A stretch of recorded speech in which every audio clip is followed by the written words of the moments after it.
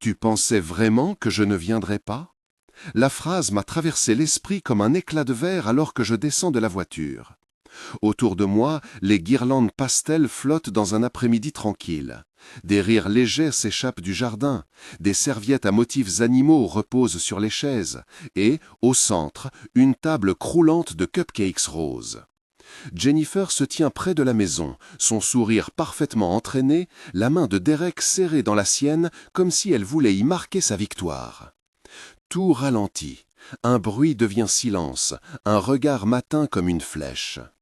Je sens le monde retenir son souffle, et je souris. Avant que vous n'ayez le temps de vous imaginer la scène qui suit, avant que le drama ne devienne spectacle, laissons-nous ramener le fil. Parce que ce que vous voyez ici n'est pas un hasard, ce n'est pas une impulsion, c'est une décision mûrie dans des nuits trop longues, entre des boîtes vides et des messages non lus, après des appels au téléphone où ma voix tremblait et où l'on me renvoyait ma propre douleur comme si c'était de la faute du plastique d'un stérilet. Si vous aimez ce genre d'histoire où la justice rattrape l'arrogance, laissez un like et abonnez-vous. Restez jusqu'au bout parce que vous allez comprendre pourquoi je suis venu. Je m'appelle Naomi.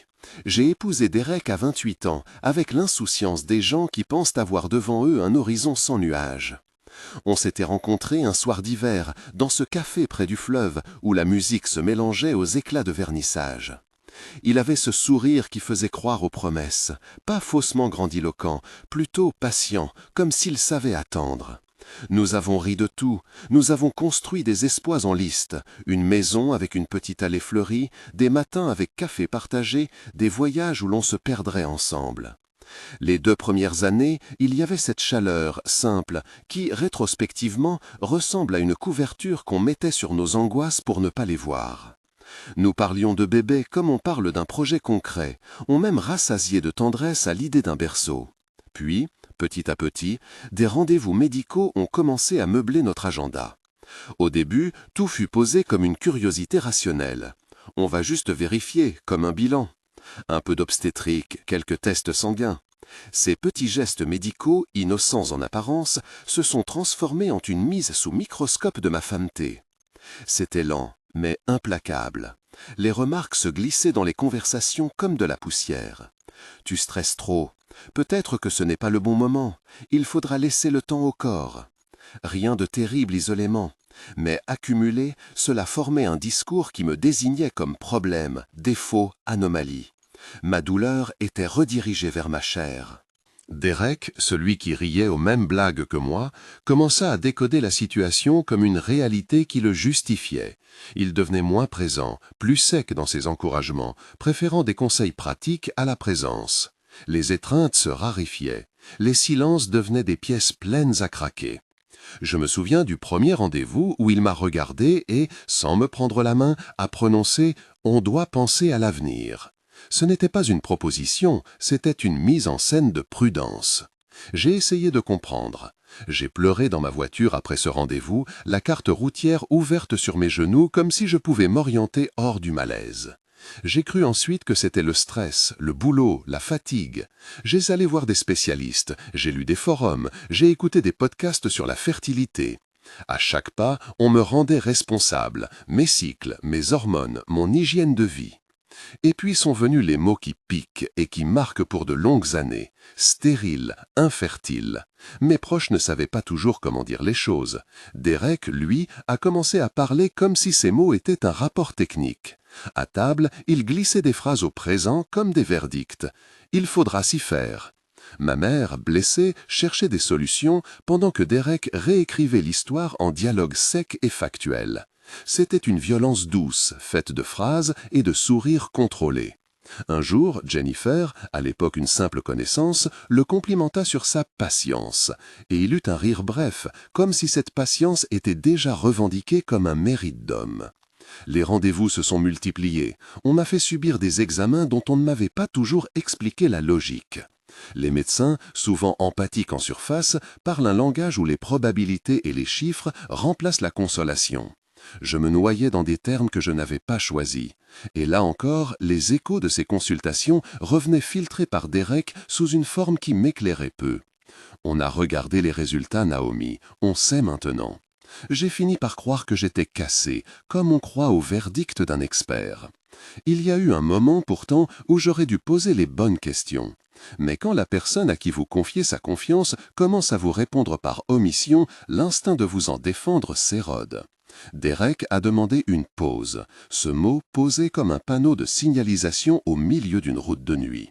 Il a pris ses affaires et avec elles sont parties des années de projets. Il a laissé des cartons, des post-it, la moitié de nos vaisselles et un vide qui résonnait plus fort que le bruit d'un déménagement. La vérité a commencé à pointer son nez dans des petits détails. Un reçu trouvé par hasard, un message effacé sur un téléphone, des rendez-vous que je n'avais pas connaisseur. J'ai découvert qu'il avait consulté un autre médecin, un urologue, pour des examens dont personne ne m'avait parlé. J'ai découvert, non sans douleur, que pendant que l'on me disait que je devais apprendre à accepter, on échangeait des SMS qui me peignaient comme une solution improbable. Puis la découverte la plus cruelle, Jennifer, qui semblait si diplômée en sourire, n'était pas seulement une amie. Leur idylle avait commencé bien avant la pause, entre des rendez-vous et des cassures. Quand il m'a remis les papiers du divorce, il l'a fait comme on remet un ticket, froidement, avec des chiffres, des clauses prénuptiales. C'était de l'ordre administratif, expliqué par un notaire. J'étais abasourdi. La maison a perdu sa texture familière. J'ai emballé mes affaires dans des cartons qui ne convenaient pas aux souvenirs. Chacun de ces cartons était une archive de promesses qui, selon lui, pouvaient être classées. J'ai quitté notre rue, j'ai laissé des clés sur la table. Derek m'a laissé avec un message laconique. On en reparlera plus tard. J'ai dormi sur le canapé de ma sœur, Maya, qui m'a reçu comme on accueille un blessé. Elle a mis des serviettes chaudes sur mes épaules, a préparé du thé, m'a écouté sans juger. C'est dans cette petite cuisine pleine de biscuits que j'ai commencé à me demander si tout ce que l'on m'avait dit était vrai. Si vraiment j'étais défectueuse, si vraiment j'avais perdu mon droit à espérer une famille. Maya a été l'encre et la vérité à laquelle j'ai pu me raccrocher. « Tu ne peux pas laisser quelqu'un décider de ta valeur », disait-elle. Et pourtant, même avec ces mots, la honte restait intendante, comme un invité qui refuse de partir. Les mois suivants ont été une suite de petites humiliations administratives et sociales. Derek a partagé sa version avec ses proches. Il s'est érigé en victime d'un destin cruel, mentionnant des impossibilités que j'étais censé accepter. Sa mère, à qui j'avais souvent cuisiné des plats un dimanche, a fini par m'envoyer un message poli, mêlé d'un soupçon implicite. Les amis communs ont pris parti, parfois par omission, parfois par silence. Jennifer, elle, continuait de se promener dans nos espaces en toute possession, comme si elle avait acheté le droit à y être. Je me suis trouvé dans une zone creuse, sans repère. Les factures continuaient d'arriver, la vie ne faisait pas de pause parce que mon cœur était en morceaux. J'ai fait ce que 12 000 personnes en situation comparable pourraient faire. J'ai cherché de l'aide. Sarah est entrée dans ma vie à ce moment-là, une amie proche et avocate qui a accepté d'examiner sans promesse ce qui pouvait l'être. Elle a regardé les documents, elle a lu entre les lignes. Elle n'a pas promis le ciel, elle a promis du travail. Sarah m'a dit des choses simples mais étonnamment puissantes. On va rassembler des preuves, pas pour te venger, mais pour montrer la réalité, pour que ta voix ne reste pas sans support. Ces mots m'ont donné un plan où il n'y avait jusque-là que désordre. C'est à ce moment que j'ai retrouvé Dr Martinez. Elle est gynécologue, discrète, professionnelle. Elle m'a reçu dans un bureau qui sentait le désinfectant et la lavande, avec des affiches sur le cycle menstruel et une tasse de café froid sur la table. « Naomi, m'a-t-elle dit sans préambule, je veux refaire certains tests parce que les derniers datent. » Je n'avais pas prévu cette phrase. J'avais intégré le verdict « Je suis infertile ». Demander plus de tests, à ce stade, me donnait l'air d'une rêveuse. Mais j'ai accepté. Et pour la première fois depuis longtemps, j'ai senti qu'on me rendait une possibilité sans jugement. Les résultats sont arrivés 3 semaines plus tard, par un appel succinct. Ce sont les tests que vous avez faits ici et ils montrent une bonne réserve ovarienne, un profil hormonal normal. Il y a des options très concrètes si vous voulez en discuter. Je pouvais entendre le professionnalisme dans sa voix, la neutralité de quelqu'un qui parle de biologie, pas de destin. J'ai répété la phrase comme si en la prononçant, j'allais l'habiller de réalisme. « Vous dites que je suis fertile ?» Et elle, sur la base de ces tests, oui, vous avez les capacités biologiques. Bien sûr, la fertilité est un spectre, il y a des facteurs, mais biologiquement, vous n'êtes pas stérile. C'est un rappel brutal de ceux qui coupent net la rassurante narration qu'on vous a imposée. Ce que j'avais entendu pendant des années, répété à voix basse par Derek et par d'autres, se fissurait. Je me souviens de mon cœur qui tambourinait contre mes côtes, comme si un animal sauvage s'éveillait après un long sommeil. Ce n'était pas uniquement de la joie, c'était de la colère froide, précise, la colère de la personne qu'on a fait disparaître en la niant. Il y avait, derrière cette colère, une question pratique. Pourquoi m'avait-on dit le contraire ? Pourquoi Derek avait-il laissé entendre, parfois ouvertement, parfois en sous-entendu, qu'il était impossible pour nous d'avoir un enfant ? Sarah a commencé alors son travail de détective légal. Elle a cherché des rendez-vous, des factures, des emails. Elle a découvert des traces, consultations chez un urologue, rendez-vous verrouillés, des correspondances où Derek parlait de problèmes au masculin, comme si la responsabilité ne pouvait leur échoir qu'à elle. On a trouvé, dans un tiroir, des messages datés qui mentionnaient « examen pour l'homme », messages que Derek avait effacés, pensant qu'on ne les retrouverait pas. Ce n'était pas un procès, et je n'ai jamais voulu monter sur l'estrade d'une cour pour en faire un spectacle. Mais il y a une vérité basique. La vérité a besoin de témoins. Et j'ai commencé à en rassembler. Avec Sarah, nous n'avons pas hurlé, nous avons cadré. Nous avons établi une chronologie, noté les incohérences, conservé les reçus et les copies. J'ai reçu des conseils pour conserver la dignité, pour ne pas transformer ma douleur en vengeance. J'ai accepté cela. Je voulais une réparation qui ressemble à une reconnaissance, pas à une revanche malsaine. Entre-temps, Derek a continué sa vie de façon publique, patientant son heure comme s'il avait déjà gagné. Il a annoncé des dîners, des week-ends, comme si tout était normal. La société aime les récits nets. Il y a l'adorable couple, la rupture pour raison X, ensuite le nouvel amour. Peu s'interrogent sur l'invisible.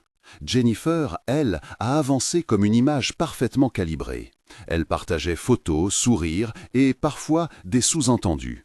J'ai reçu des messages méprisants, des insinuations subtiles lors de réunions familiales, des clins d'œil qui voulaient dire que j'étais une victime consentante de ma propre biologie. Mais le fait que j'ai rassemblé des preuves et que des tests récents affirmaient ma fertilité m'a donné un courage que je n'avais jamais ressenti. Ce n'était pas simplement la joie de savoir que mon corps n'avait pas trahi mes envies, c'était la colère d'une personne qui se voit voler son récit. Je voulais retrouver ma voix, et pas seulement pour moi. C'est là qu'est né le plan. Je ne peux pas vous détailler chaque conversation, mais laissez-moi vous peindre les grandes lignes. J'ai convoqué ceux en qui j'avais confiance. Maya, ma sœur, qui n'a jamais eu de patience pour l'injustice, Marcus, mon cousin tenace, et sa femme, Lena, prêt à faire corps avec moi, Sarah, l'avocate, qui m'a préparé un discours factuel, sans cris, mais avec des dates et des preuves. Nous avons discuté, répété, rires et larmes s'entremêlaient. Ce projet n'avait pas pour but d'humilier. Il avait pour but d'exposer une vérité qui ne m'appartenait pas d'être niée. Il y avait une esthétique dans notre plan, parce que la visibilité devait être contrôlée. Je voulais entrer dans cet espace précis, cette baby shower pastel où Derek et Jennifer se gaussent à l'avance de leur destinée, et choisir mon moment. Pas une scène vindicative, pas de jet de verre ni de cris. Une entrée travaillée, soignée, qui ferait comprendre aux témoins que la femme qu'on avait rendue invisible n'était plus effacée. Il fallait que je sois l'image renversée, pas un monstre, pas une folle, mais une façade d'assurance qui disait « Regardez-moi, je suis entière ». Marcus a insisté sur la logistique, une voiture qui aurait de la prestance pour que l'arrivée ne soit pas un hasard. Lena a trouvé des enfants, 4 en réalité, des neveux, des voisins complices qui accepteraient de jouer le rôle de famille. Nous avons choisi une robe, pas blanche, pas provocante, rouge, nuancée, ce rouge qui dit la force sans clamer la vengeance. Ma visibilité serait un acte de réappropriation. J'ai payé moi-même chaque détail, parce que je voulais que le geste ne soit dépendant de personne. Sarah m'a préparé une lettre, une manière formelle et posée de dire la vérité qu'elle avait laïquée avec de petites annotations légales et humaines, factuelles, pas accusatifs. Maya a fait une liste d'appels à faire pendant la journée, des personnes à prévenir au cas où la situation dégénérerait émotionnellement. Marcus a répété les itinéraires, la meilleure heure d'arrivée, la position d'arrêt de la voiture pour l'effet maximal. Nous étions organisés, disciplinés, la colère sous contrôle, la narration maîtrisée. Je me suis regardé dans le miroir des centaines de fois pendant ces jours. Ma peau gardait les traces des nuits blanches. Mes yeux, eux, brillaient d'une détermination nouvelle. J'ai appris à placer ma voix, à respirer autrement. J'ai choisi ma coiffure, un chignon sophistiqué assez bas pour ne pas avoir l'air de vouloir crier au monde. Le maquillage était précis, un trait d'eyeliner pour encadrer, un rouge doux pour affirmer. Rien d'excessif, rien d'évident, je voulais que la vérité passe avant le spectacle. Avant de partir, j'ai pris des photos, des papiers, des conversations, des reçus. Sarah a consolidé ses preuves dans un dossier numérique. On a fait des copies imprimées, dans une enveloppe sobre, au cas où il serait nécessaire de déposer. Mais je n'étais pas là pour brandir des dossiers en public comme un tribunal ambulant. Ma stratégie était autre, montrer par mon calme et ma préparation qu'on ne peut pas reléguer une personne à un statut sur la base de rumeurs et d'omissions. La veille, j'ai appelé Dr Martinez. « Je veux vous remercier », lui ai-je dit, ma voix un peu rauque. Elle a répondu en souriant, un peu surprise. « Vous n'avez pas à me remercier, Naomi. Vous avez demandé des tests, nous avons fait notre travail. » Cette phrase simple m'a rassuré. Ce n'était plus seulement une histoire intime, c'était aussi un travail de justice élémentaire, vérifier les faits. Et les faits m'ont donné du courage. Le matin où je devais y aller, Maya m'a préparé un petit plateau de petit déjeuner, des œufs pochés, du pain grillé, comme pour sceller le fait que la journée serait une sorte de cérémonie. Marcus a stationné la voiture, une longue berline sombre, avec ce vrombissement discret que l'on associe à l'arrivée des personnes qui ont quelque chose à dire. Les enfants se sont installés à l'arrière, riant, inconscients de la charge symbolique qu'ils portaient. « Tante Naomi !» cria l'un d'eux en sautant sur le siège, et je l'ai embrassé. Ce baiser avait la chaleur de ceux qu'on oublie rarement. En quittant la maison, j'ai replacé ma veste, senti la texture du tissu, entendu la fermeture de la porte derrière moi comme un claquement final. La route jusqu'à la maison de Derek est une collection de virages et de souvenirs. Chaque panneau m'a ramené à un fragment de cette histoire, un café où l'on avait ri, une librairie où il m'avait offert un livre. Aujourd'hui, ces lieux semblaient être les décors d'un théâtre dont j'étais à la fois l'actrice et la metteur en scène. La musique dans la voiture était douce, un mix de chansons qui marchent comme des compagnons. Les enfants chantaient par intervalles, leurs voix s'éparpillaient dans l'habitacle, et je les écoutais comme on écoute un précurseur. J'ai pensé à Derek. À quel point il devait être sûr de son triomphe. À quel point Jennifer devait déjà se préparer au récit de la future maman. À quel point aussi tout cela me paraissait désormais étranger. Marcus a freiné avant d'arriver, et nous avons roulé lentement sur l'allée d'accès bordée de buissons taillés. Le jardin où se tenait la baby shower sentait le gâteau et l'herbe fraîche. On pouvait voir des têtes se pencher vers le présentoir, des enfants courir autour d'une fontaine décorative, des adultes penchés dans des conversations feutrées. La maison de Derek était un décor parfait, ordonné, une vitrine d'un bonheur public. Je suis resté quelques secondes, immobile, une main posée sur la porte de la voiture. Les rires flottaient, et quelque part, une conversation gagnotait sur un cadeau trop mignon. J'ai entendu le claquement des talons de Jennifer avant même de la voir, assurance doublée d'un rire trop bien placé. Derek se tenait sur le perron, impeccable, avec ce petit visage pâle que j'avais vu pour la première fois aujourd'hui. Il ne m'a pas reconnu du premier coup, ou peut-être a-t-il cru que le choc ne serait pas à son avantage. Son regard a changé, puis s'est figé.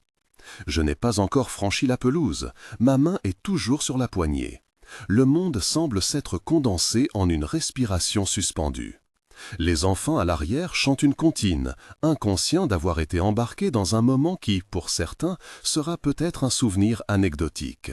Pour moi, tout cela pèse, tout cela compte. Je ferme les yeux une seconde, je sens le cuir sous mes doigts. Le rouge de ma robe me semble soudain être une promesse, ni d'affront, ni de mensonge. J'inspire. J'entends très loin la musique qui couvre des conversations qui ne connaissent pas la vérité. Puis je sors de la voiture. Je pose mon pied sur la pelouse comme on entre dans une scène écrite par quelqu'un d'autre et que l'on reprend soudainement en main. Les regards convergent, un bruit de fourchette qui s'arrête, le tic-tac d'une horloge imaginée. Il y a des sourires figés, des conversations qui s'effilochent. Derek serre un verre entre ses doigts, comme s'il avait besoin d'un objet solide. Jennifer a l'air d'une maîtresse de cérémonie qui vient de perdre la ligne de son texte. Elle me regarde et son sourire, ce sourire entraîné, vacille. Je sens la chaleur du soleil sur ma peau et le roulement du tissu de la robe contre mes jambes. Les enfants descendent de la voiture, sautent sur la pelouse et crient « Tante Naomi » avec une candeur qui casse instantanément l'ordonnance du décor. L'un d'eux me tire la main vers la table des cupcakes comme si c'était l'issue la plus logique du monde. Il se précipite. Les rires reprennent, plus timides, comme si la réalité devait se forger à nouveau. Je laisse les enfants s'éparpiller. Je les regarde sans hâte. Marcus se tient derrière moi, discret. Maya a les yeux humides, serrant une petite enveloppe dans sa main. Sarah est près de la maison, le dossier planté sous le bras, sans expression théâtrale. Lena regarde le périmètre d'un air protecteur. Nous avons convenu d'un ordre, calme, puis vérité. Pas de spectacle, juste la mise à disposition d'un récit qu'on a essayé de me voler. J'avance. Derek ouvre la bouche comme pour dire quelque chose, puis la referme. Les gens attendent une explication, une scène, une insulte, autre chose. Moi, j'ai préparé une autre chose, des faits. Je m'arrête devant la table centrale, là où une banderole rose flotte encore sous le soleil. Le silence pèse, mais il n'est pas menaçant. C'est le silence qui accueille une déclaration, un silence de public prêt à écouter. Je sens mon cœur, mais je le tiens dans mon cou, pas dans ma voix. La voix, celle sur laquelle j'ai travaillé, doit rester claire. J'inspire et la première phrase sort comme on allume une lumière dans une pièce sombre. Je suis venu parce que j'ai des choses à dire. Pas d'agressivité, simple. La foule se penche. Derek fronce les sourcils. Jennifer serre sa main. Madame Peterswan, qui est sur la terrasse, semble soudain plus pâle. Vous m'avez présenté comme une mauvaise réponse possible. Je continue, regardant Derek sans haine mais sans concession. On a dit que j'étais stérile, qu'il fallait que j'accepte. On a raconté une histoire qui n'était pas la mienne. Un murmure parcourt l'assemblée. Je sens Maya prendre une profonde inspiration derrière moi, comme pour me donner l'air. Sarah pose une main sur l'enveloppe qu'elle a rangée dans son sac, comme si elle voulait qu'elle reste prête. « Je ne suis pas ici pour accuser sans preuve, dis-je. Je suis ici pour que vous entendiez une chronologie, pour que les mots « c'est impossible » cessent de circuler sans qu'on sache sur quoi ils reposent. » Quelqu'un chuchote « Elle a des papiers ». Et je souris légèrement parce que, oui, j'ai des papiers. Et j'ai aussi appris à raconter les faits sans en faire un tribunal. Je demande à Marcus de m'apprêter son téléphone. Il me lance un regard complice et me tend le petit appareil discret. Je n'en ferai pas un brandissement. Ici, pas de preuves numériques projetées à la volée. Mais je lis un bref texte préparé. La lettre de Dr Martinez que j'ai demandée et qui confirme, de façon claire et factuelle, que j'ai demandé et reçu de nouveaux tests. La lettre est professionnelle, sans pathos. Les tests réalisés date montrent une réserve ovarienne compatible avec une capacité de reproduction. Nous pouvons en discuter en consultation clinique. J'en lis l'extrait à voix haute. Pas de fanfare. Simple vérité médicale rapportée par la praticienne elle-même. Puis je pose sur la table une enveloppe scellée. Elle contient une chronologie, date, copie de rendez-vous, reçu de consultation. Je ne cite pas de résultats médicaux personnels. Je montre qu'il y a eu, pendant des mois, des consultations masculines inscrites dans l'agenda de Derek. Des rendez-vous chez un urologue, des messages effacés qui parlent de tests passés et de résultats attendus. Je dis ce que j'ai trouvé, point par point, sans interpréter plus loin que ce qui est justifié par les pièces. Ce que j'ai découvert, dis-je, ce n'est pas un secret médical exposé ici pour blesser. C'est une réalité que j'ai mise bout à bout.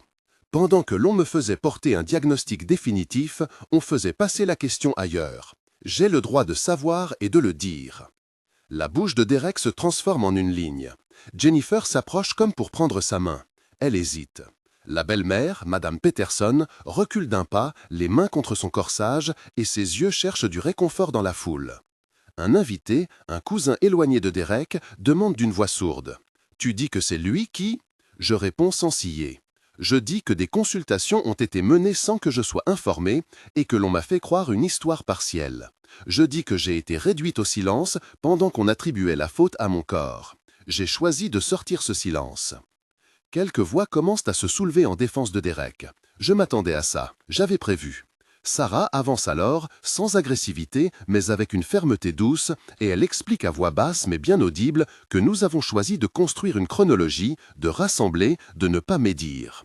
Elle dit « Nous ne présentons pas une accusation criminelle. Nous partageons des pièces factuelles qui montrent que la vérité a été masquée.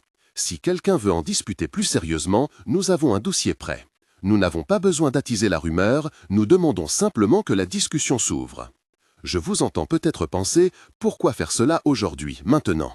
Pourquoi dans un lieu qui célèbre la vie? La réponse tient en 2 mots, visibilité contrôlée. Parce que c'est ici que la narration mensongère était la plus forte. Parce que Derek et Jennifer ont rendu cet espace public le théâtre d'une histoire qu'ils ont choisi d'imposer. Et parce que mes preuves méritent d'être entendues devant ceux qui, un jour, écoutaient la version contraire. Alors je raconte. Je fais court, des phrases coupées, des images nettes, des dates. Je parle du reçu trouvé derrière un tiroir, de la facture d'un cabinet d'urologie, du message où Derek parle de problèmes dans la lignée familiale en parlant au masculin. Je lis une entrée d'agenda où une série d'examens est notée, sans que mon nom n'y figure. Je lis un message effacé, reconstitué grâce à une sauvegarde, où il dit à un ami « On a fait les tests, ça pourrait venir de moi ». Ce sont des mots. Ils disent une possible autre cause. Ils impliquent que l'histoire qu'on m'a vendue est incomplète. Je dis tout cela calmement, pas pour humilier, mais pour restaurer un récit. Je vois des visages se transformer, certains rouges, certains soulagés, comme si un rideau venait de se lever. Derek perd son calme. Il tente d'interrompre, à la fois honteux et irrité. « Naomi, tu ne peux pas, ce n'est pas comme ça que ça marche », entendant sa voix. Je le regarde, et pendant un instant, il y a cet homme que j'ai connu. Hésitant, humain, faillible. Mais je ne suis pas là pour régler un compte intime. Je suis là pour que la vérité n'appartienne plus à ceux qui la déforment. Une voix tremble derrière moi, douce, anglaise presque. « Naomi !» C'est Madame Peterson. Elle s'approche, chancelante. J'attends, la laissant trouver ses mots. « Je n'ai jamais voulu que vous souffriez, dit-elle. On m'a raconté ce qu'on m'a raconté. » Ses paupières brillent. Elle n'a pas l'air convaincue par ses propres paroles. Je lui tends la main sans une once d'aigreur. Elle la prend, et pour une fraction de seconde, je vois en elle une grand-mère qui ne voulait pas être instrumentalisée. « Je suis désolée pour la douleur, ajoute-t-elle. » Jennifer, qui a été silencieuse pendant que je lisais les pièces, s'éloigne un peu, le visage fermé. Personne ne la force à réagir. Quelques invités se retournent vers elle, cherchant une explication, un geste. Elle finit par approcher, la voix basse, comme si elle souhaitait parler en privé. Je lui dis sans colère, « Si tu veux parler, je suis prête à écouter. » Elle secoue la tête et je vois que sa peau tremble. Nous ne sommes pas ennemis. Nous sommes 2 femmes prises dans une narration qui a blessé beaucoup de gens. Je peux compatir sans avaliser des choix. Derek, lui, n'accepte pas le silence. Il argumente, élève la voix, tente de manipuler l'attention. Il prononce des phrases sur la vie privée, sur les rumeurs, sur le respect. Il use d'éléments familiers qui, pendant des années, m'ont rému. Mais maintenant, ces mots tombent creux. Il me regarde comme si je venais de voler quelque chose qui lui appartenait, la version de notre histoire. Et c'est peut-être cela, au fond. C'est la restitution d'une narration qui a été illégitimement confisquée. Je lève la main pour le faire taire, non pas pour l'humilier, mais pour réaffirmer le cadre. Je n'ai pas l'intention de vous exposer, dis-je. J'ai l'intention d'être entendu. Je demande aux parents présents s'ils peuvent faire attention aux enfants pendant que je termine. On m'obéit, comme si, entre adultes, on retrouvait un sens de la mesure. Je finis par dire ce que j'ai de plus important à dire, ce pourquoi je suis venu au-delà des preuves. Je n'ai jamais été moins qu'entière. Je n'ai pas été brisé parce qu'on m'a qualifié ainsi. Et je refuse que ma dignité dépende d'une histoire qu'on a choisie pour moi. Les mots franchissent mes lèvres avec une force qui n'est pas faite d'amertume, mais d'affirmation. Les larmes qui me viennent ne sont pas de la pitié, elles sont la reconnaissance d'avoir retrouvé une voix. Puis, parce que la vie est ironique et parce que j'aime les petites emphases, je laisse les enfants revenir, les regarde renverser un cupcake sur la pelouse et je souris en me tournant vers Derek pour une dernière fois. Tu as préféré écrire une histoire où je ne figure que comme obstacle, je dis. Mais écrire, ce n'est pas décider. Il faut des témoins. Aujourd'hui, j'ai apporté des témoins. La fête reprend petit à petit, mais quelque chose a changé. La nappe n'est plus un décor inaltérable. Les gens qui m'avaient regardé comme une curiosité me regardent autrement. Certains me disent merci, d'autres m'enlacent. Madame Peterson murmure encore des excuses. Derek, acculé, s'éloigne pour parler au téléphone, visiblement mal à l'aise. Jennifer suit, peut-être pour donner un récit alternatif, peut-être pour chercher un abri. Je ne cherche ni vengeance ni spectacle. Je veux juste que la vérité puisse exister dans un espace public. La journée n'est pas qu'un moment de réparation symbolique, elle déclenche des conséquences concrètes. Les messages commencent à arriver presque immédiatement après que je suis reparti chez Maya. On m'envoie des SMS d'inconnus. Je ne savais pas, je suis désolé de ce que tu as vécu. La compassion, longtemps atomisée en regards distants, me parvient par ondes. Des amitiés que j'avais crues perdues se ravivent. Des collègues m'appellent. Des personnes que je croyais indifférentes s'excusent. Tout cela, bien sûr, n'efface pas les nuits de douleur, mais cela rend la reconstruction possible. Sarah et moi travaillons alors sur la suite. Nous déposons une requête formelle pour intégrer les preuves au dossier de divorce afin d'avoir une base plus juste pour discuter des clauses prénuptiales et des dispositions patrimoniales. Je n'en parle pas comme d'une garantie, je parle d'un fait. Des preuves solides ouvrent des possibilités d'obtenir une meilleure reconnaissance, d'une façon qui reste dans le cadre légal. Sarah insiste sur la prudence. On ne promet rien, Naomi. On construit une argumentation sérieuse. J'apprécie sa franchise. Elle sait que je veux justice, pas un fantasme de revanche. La machine administrative reprend son cours. Un rendez-vous avec un médiateur est planifié. Des échanges de documents se font avec les avocats, des réunions, des signatures, des attestations. Tout cela est lent, technique, parfois épuisant. Mais chaque dossier classé, chaque pièce copiée est une pierre posée sur le chemin de ma souveraineté retrouvée. Je déménage quelques semaines plus tard. Naomi Blackwell, c'est le nom que j'ai choisi, pas pour fuir, mais pour me réinventer. Blackwell a la consonance d'un livre que j'aurais toujours voulu écrire, dense, noir de vérité et bienveillant dans sa lumière. Le déménagement est doux amer. Je range des objets qui sentent encore l'ancien foyer, mais je laisse derrière moi les restes de la construction qui m'a blessé. J'ouvre un compte dans une nouvelle bibliothèque municipale. Je cherche un appartement avec une petite fenêtre donnant sur une rue où les chats passent. Je trouve un emploi dans une ONG qui milite pour les droits des personnes confrontées à des violences émotionnelles. Ce n'était pas prémédité, mais le chemin se fait ainsi, le vécu appelle l'action. Je commence à travailler avec des femmes qui parlent, pour la première fois, des choses qu'on leur a imposées. Nous organisons des ateliers, des cercles d'écoute. Je raconte mon histoire parfois, lorsque c'est nécessaire, mais souvent j'écoute. J'ai appris qu'il y a un pouvoir immense à être la personne qui écoute, sans juger, qui vérifie, qui aide à tracer une chronologie. J'ai appris des choses administratives, des petites stratégies pratiques pour rassembler des preuves sans tomber dans le voyeurisme. Nous proposons des ressources, des contacts, toujours en précisant que rien n'est une garantie, mais que l'information rend l'autonomie possible. La reconstruction n'est pas linéaire. Il y a des nuits où je me réveille de la même manière que je me suis réveillé au début de tout cela, courbé, éreinté. Mais ces nuits s'espacent. Je reprends des habits que j'avais oubliés. Je vais au cinéma seul. Je dîne avec Maya et on rit jusqu'à en avoir mal aux côtes. Marcus m'invite à un barbecue où l'on brûle des châtaignes et où l'on parle de choses banales. La banalité, je la redécouvre et je l'aime. Le dossier de divorce évolue. Grâce aux pièces et aux témoignages, nous obtenons une renégociation des clauses qui ressemble davantage à une équité réelle. Encore une fois, ce n'est pas un triomphe garanti par une formule magique. C'est du travail, une stratégie et une capacité à présenter les faits. Sarah m'a accompagné, patiemment, sans illusion trompeuse. Nous avons obtenu un accord qui me permet de repartir avec une sécurité matérielle et surtout une reconnaissance qui m'aide à tourner la page. Les réactions de la famille de Derek varient. Certains contactent, d'autres coupent les ponts. Madame Peterson m'écrit une longue lettre où elle dit son regret, son incompréhension et sa peur d'avoir pris le mauvais parti. Elle m'invite à une rencontre silencieuse pour un thé. J'y vais. Nous ne devenons pas amis, mais il y a une humanité retrouvée dans cette démarche. Je l'écoute, elle écoute. Il y a, parfois, des réparations qui se font sans fanfare. Dans les années qui suivent, je transforme ce que j'ai vécu en un engagement.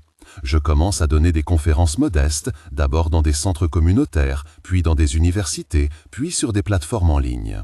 Je parle de gaslighting, de comment une narration peut éroder une personne.